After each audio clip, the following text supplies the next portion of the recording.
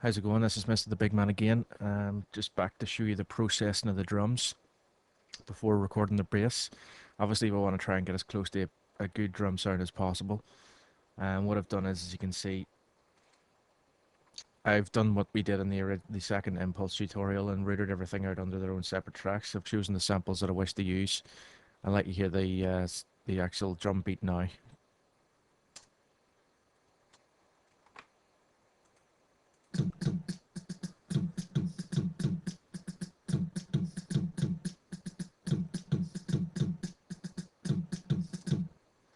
So as you can hear, it's fairly raw. I've chosen the kick and the wee click that we did with our finger, the closed hi-hat and the open hi-hat, just to create a little groove. It was a groove that I've actually using in another project that I've got at the moment, so it sort of suits fairly well. I've got a good bass lick for it, I think, in my head at the minute, so I just want to show you how I actually processed the actual audio itself, so that you can actually see how we actually did it then. So what I'm going to do is going to show you each track and show you what I've got on the actual track itself below.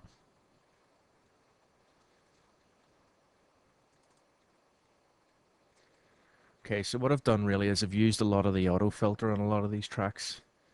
I'm going to solo the kick so you can hear it on its own without the auto filter. That'll give you an idea of what we've done.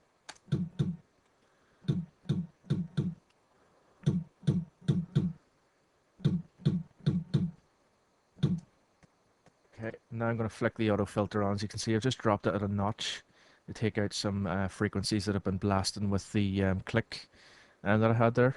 So if you listen to it now,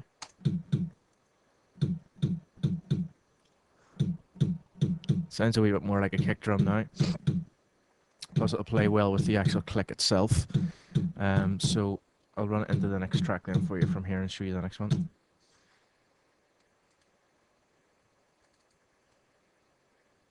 Okay, I've done exactly the same thing with the click, except I've taken all of the bass frequencies out of it so that it gives the kick drum a wee bit of room to breathe.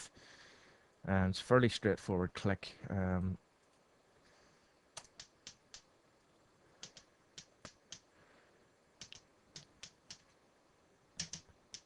might not be able to pick it up too well in the speakers, but as you can hear, what it's done is just really taken off the actual wind that's coming at the actual microphone itself. So we've done that on that.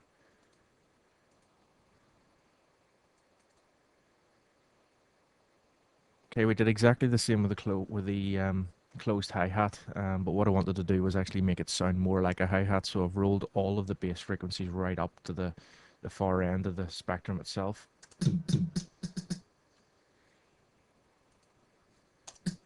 So you can hear the hi-hat itself now, and if I flick on the old auto filter, it makes it sound a little bit more like a hi-hat now, do you not think?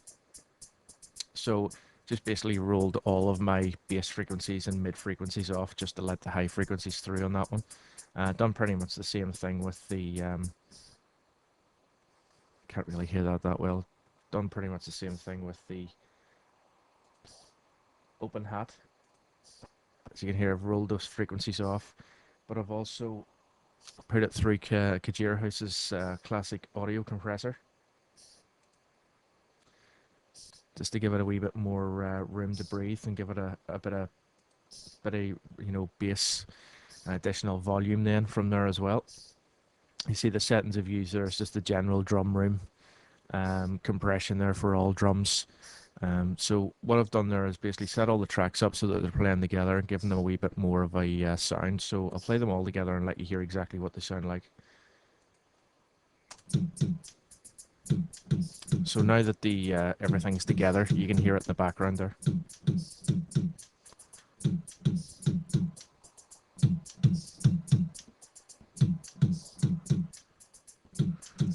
Okay, a few other things that I've done is I've set up a couple of return tracks.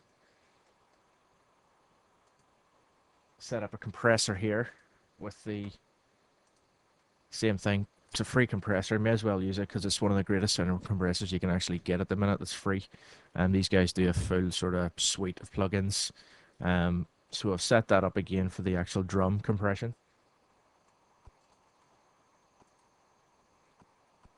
And secondly, I've set up a reverb channel as well so that we can put a wee bit of reverb on the actual hi-hat parts, give them a wee bit more of a dynamic sound in the long run. So I'll turn up all the sends and let you hear it with the appropriate things on it then from there.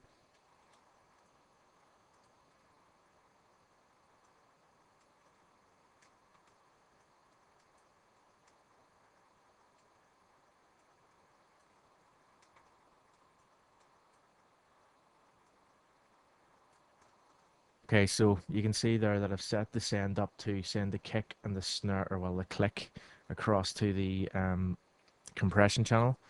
Set the open hi-hat to go across to the return channel, and I've set both compression and reverb on the open hi-hat, or the just to give it a wee bit more of a lift. I'm going to show you how we route that through now in the routing section.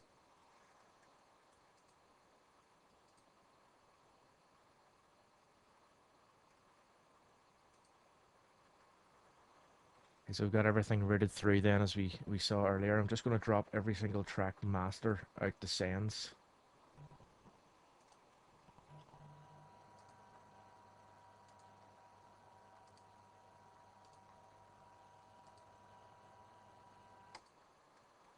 Then I'm going to press play and let you hear the actual drum sounds now that they've had all of their appropriate effects done from there.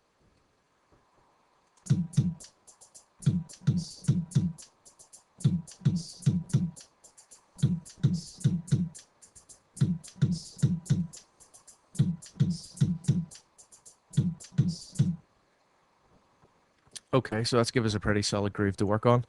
In the next one, I'm going to record the bass line that I have written for it. And then I'll show you how to warp the actual bass track itself. And that'll give you a better idea how to use that. I am doing a separate tutorial on warping, but I'm just getting that together at the minute because I want to do one for DJs as well as live recording. So I'll just give you a rough idea how we do it then from there.